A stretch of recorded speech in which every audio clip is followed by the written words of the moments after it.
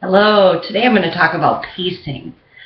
I, about 3 years ago, had the opportunity to do a race, and I actually got my entry back because I had already paid for the race because they needed pacers. So this is a pacing sign. I'm sure you guys have already seen a pacing sign before. The first one was a 240. I actually still have it. So here's the 240, and the premise is you have to carry the sign the entire time, and every mile you're supposed to be at a certain number, and this is my favorite one. This is the one from the Rock and Roll Chicago, and I'm really proud of that one because that's a huge major race. And what you do is you carry a band. I made one up, and every mile you're supposed to be at a certain number. And some races are real picky. They want you to run it straight. Some races run walk it. Those are the ones I prefer. I am doing one in September where they want you to quote, run the whole time. We'll see how much I do of that. And you're supposed to keep that number per mile, and then the premise is that you're going to finish in that time frame.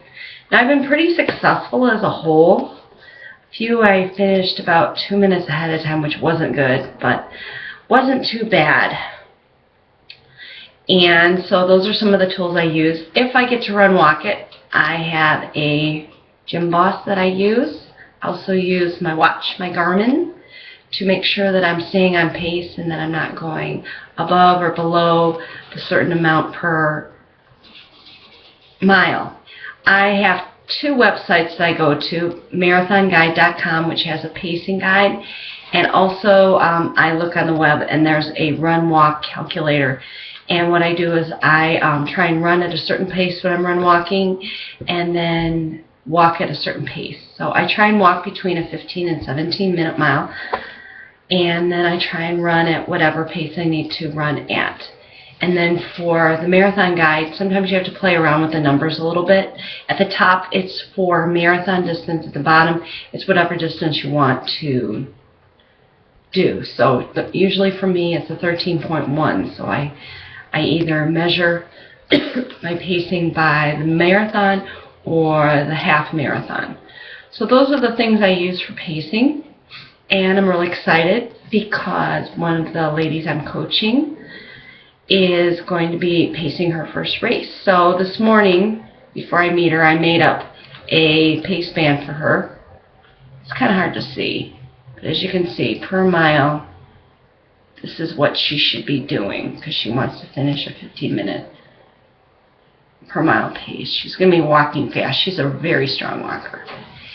And so she puts that on her, either on her wrist or on her shorts. That's what I'm going to do, because you can just flip it up and look and see what the numbers is.